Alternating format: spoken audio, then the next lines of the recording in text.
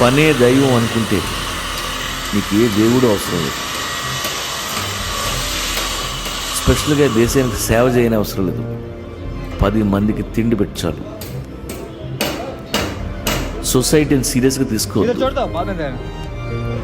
లుచ్చాలు లఫుట్లు తప్ప ఎవరున్నారు అక్కడ?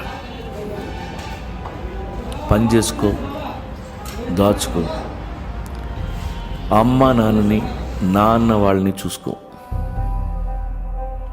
అలా ఆకాశంలోకి చూడు, పక్షులన్నీ మైగ్రేట్ అవుతున్నాయి. ఈ సమ్మర్లో నువ్వు మాత్రం ఇక్కడ ఏం పీకుతావు?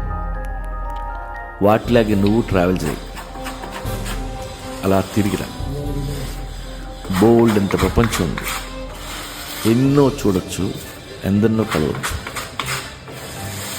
అనుక్షణం బతికితే చాలు, అదే జీవితం. ప్రేమించటం నీ